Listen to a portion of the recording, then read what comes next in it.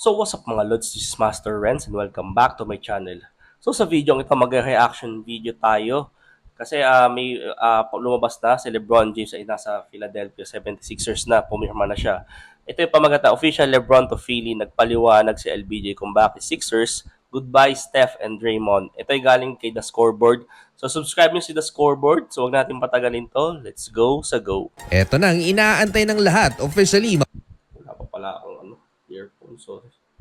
mapupunta na si LeBron James sa Philadelphia 76ers matapos mag-sign ng 2-year deal worth 8 million US dollars. Kasama sa usapan Baba lang mga yun, idol ang player option. Si Shams Charania ang unang nag-break ng balitang to mga idol at sinundan ni LeBron James ng So post ito, sa basahin natin to. I thought I was done when the season ended.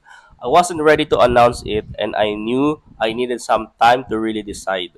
But I was pretty sure I played my last game. I was honest at the last press conference when I said I needed to look at myself and decide if I still love. X. No press con at ipinaliwanag ni LeBron James sa ex mga idol kung bakit eto ang team na to ang pinili niya. Dito sinabi ni LeBron James na akala niya ay tapos na ang kanyang career nang matapos ang NBA season. Hindi lang siya ready na i-announce yun. Pero sigurado daw siya na yun na yung kanyang last game. Eto yung natalo mga idol ang Los Angeles Lakers sa kamay ng OKC Thunder matapos silang Nadali sila ma-sweep dito noong May 11. Matagal din daw pinag-isipan ni LeBron James kung itutuloy pa niya ang paglalaro. At kagaya sa mga lumalabas na balita mula sa mga reliable sources mga idol, Ito, sabihin pa na. This game, I still truly love this game. And I have more to give. The last few weeks have really been special. I've never been able to have no clue what to do and take real time to just think.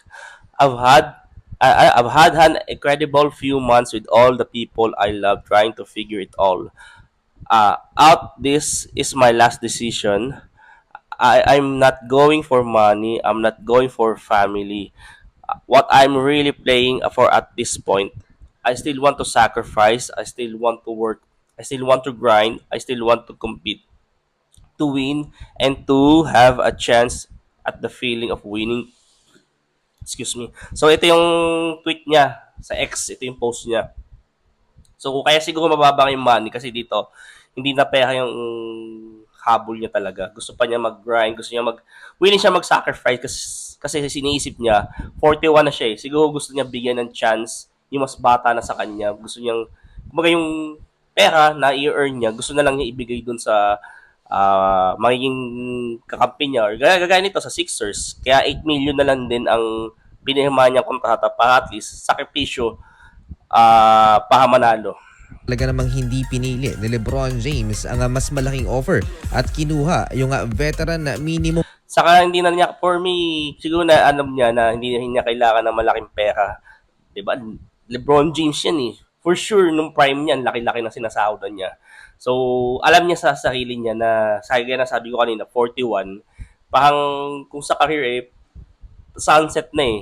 Supposedly, sunset na yung career niya, palubog na. Parang ano na siya, nasa point na siya na palubog na yung, hindi man palubog, parang patapos na yung career niya.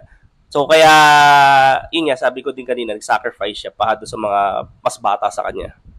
contract at mag-sign sa contender na team. At naniniwala si LeBron na Philadelphia 76ers na ang makakapagdala sa kanya.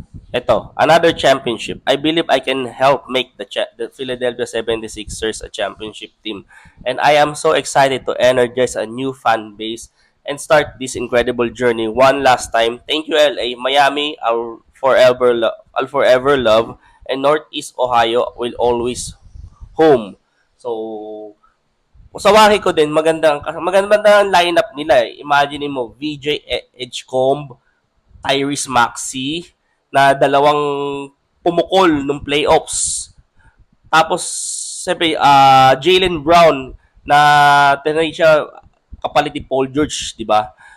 Kumbaga, Jalen Brown, may championship, ano siya, tapos finals MVP. So, ibig sabihin, malaking tulong siya for 76ers.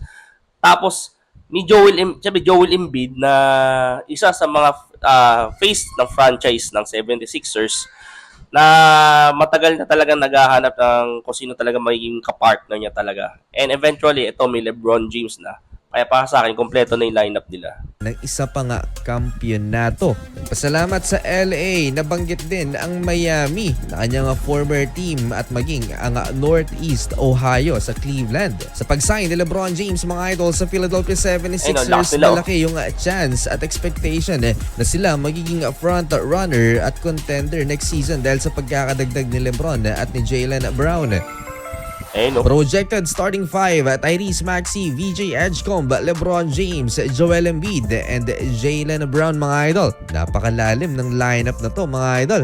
LeBron James as power forward habang small forward naman si Jaylen Brown, point guard si Tyrese at shooting guard naman si VJ Edgecombe. Marami pa naman din nang nagantay dito kay LeBron James tulad na lamang nitong Golden State Warriors, Miami at Cleveland na umaasa nga sila ang pipiliin ni LeBron. Pero akala ng lahat di ba sa Miami may lumabas na sa YouTube channel nila. May lumabas na link na may na LeBron James. Di ba may kumara sa internet yan eh. Tapos sa Golden State Warriors, kaya ang kotob ng iba mag-Golden State kasi sabi ni Steve Kerr, sabi parang we got him, kung di ako nagkakamali. So, out of nowhere, ito, bulaga to eh. Napupunta yung 76ers kasi hindi niya nababanggit yung team na to. Parang, for me sa observation, parang akala ko wala siya sa listahan niya. Parang ayaw niya, hindi siya pipirma dyan. Pero pagkagising ko, sabi ko, nag-76ers, LeBron James. Kung may lubos na nasaktan mga idol, wala na siguro nga tatalo dito kay Draymond Green na nag-decline mga idol ng 27.7 million player option with the Golden State Warriors para bigyan ng flexibility ang kupunan na makuha si LeBron James sa free agency. Noong nakarang araw, sinabi rin ni Draymond Green na willing siyang ibigay ang number 23 jersey kay LeBron. Pumunta lamang siya sa Golden State.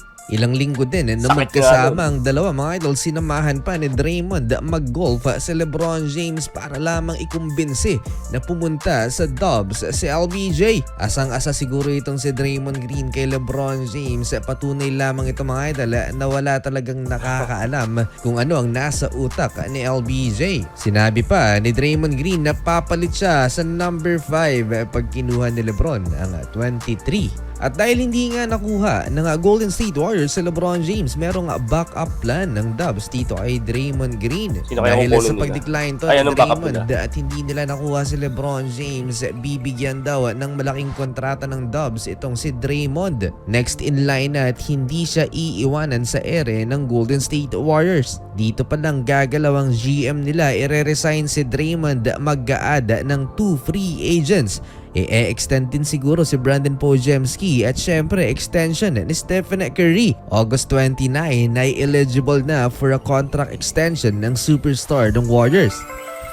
Ito pa ang isa sa problema ng Golden State Warriors, hindi na nga nila nakuha si LeBron James. Kulang pa sila ng 5 players dahil 10 pa lamang may official standard contracts at kinakailangan ng 15-man roster. So mukhang malabo na nating makita mga idol sa kanilang final year sa NBA ang tambalang LeBron at Stephen Curry sa Golden State. Meron ding post sa IG si LeBron James kung saan ipinakita niya ang kanyang naging path papunta sa NBA at nang magsimula siya as a rookie hanggang sa matapos ang kanyang career mga idol sa Cleveland, pumunta ng Miami Heat, bumalik ng Cavs at nagdala ng kampyonato at nang mapunta nga siya sa Los Angeles Lakers. Mahaba-haba na naging career ni LeBron James hindi lamang sa NBA maging sa Team USA kung saan naging teammate niya si Stephen Curry. At hindi lang to kasama sa last part ng video mga idol si Bronny James and finally ang kanyang bagong team ang Philadelphia 76ers.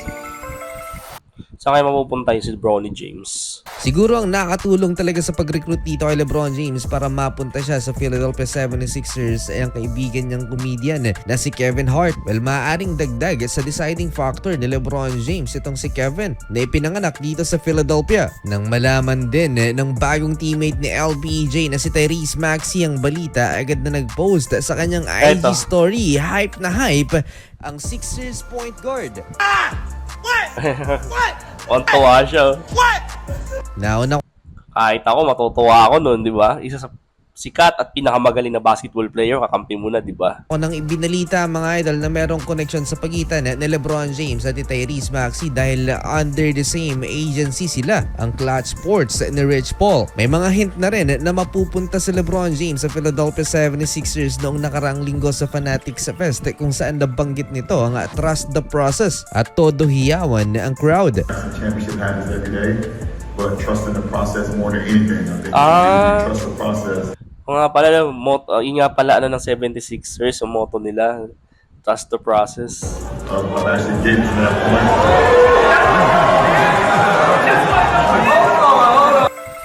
Sa part naman ng Miami, mukhang na-jinx nila ang pag-sign ni LeBron James sa South Beach matapos kumalat mga idol yung introductory press conference ni LeBron James para sana sa July 27. Tama naman na may press conference on or before July 27 pero hindi sa Miami kundi sa Philly. Bago ang announcement ni LeBron James ngayong araw, nauna pa ang Miami Heat sa listahang pupuntahan ni LeBron James. Based na rin sa mga odds, pumapangalawa ang Cleveland, pangatlo ang Golden State at panghuli naman ang Philadelphia 76ers sa pang-apat na pinagpipilian. Very interesting naman na magiging tambalan ni LeBron at ni Jaylen Brown dahil kung matatandaan nyo mga idol, nung naglalaro sa NBA Summer League si Bronny, pinuna ni JB si Bronny na hindi daw pro ang anak ni LeBron at na-notice yon ni LBJ pero nare-respeto niya si Jaylen Brown kahit sinabi niya kay Bronny yon. Pretty respectful. Besides the shit he said about Bronny at Summer League. I was wondering if you guys were able to get past but that. other than that, we've been alright.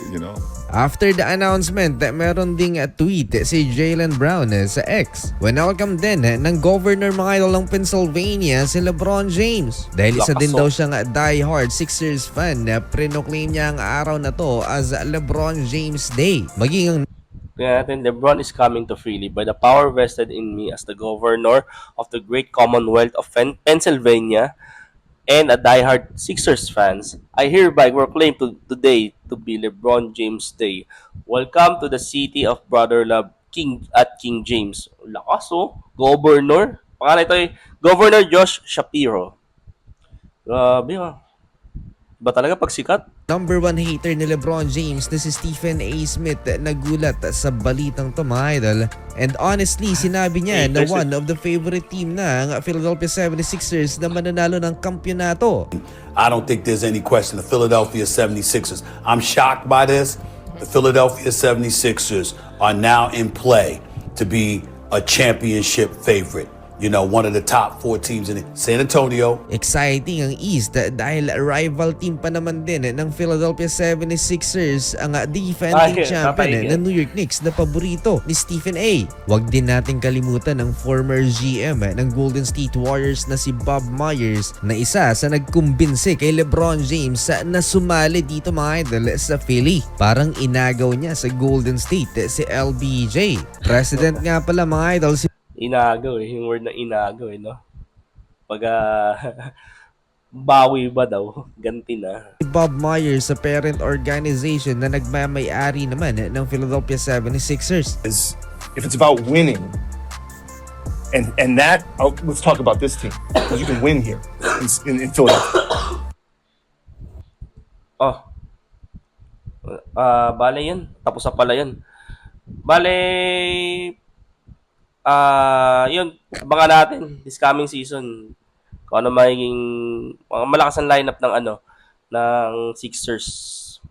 Maka-apekto nito sa East para sa akin. Siyempre ang number 1, New York Knicks. Siyempre, malaking challenge to for them dahil may LeBron James na sa conference nila sa sa hilera nila. Balik East si LeBron James. Siya yung King of the East lalo ng prime niya. Tapos, syempre, Indiana Pacers, I think, magiging malaking challenge din for them. Na, magiging malaking challenge sa kanilang championship opportunity. Kasi nga, Sixers, kompleto yung lineup LeBron James, tapos may Tyrese Maxey, VJ Edgecombe, Jaylen Brown. Kompleto. Para sa akin, Big Five doon, napakalakas. So yun, subscribe nyo sa The Scoreboard. So yun, thank you so much. See you in my next video and mag-iingat po kayo palagi.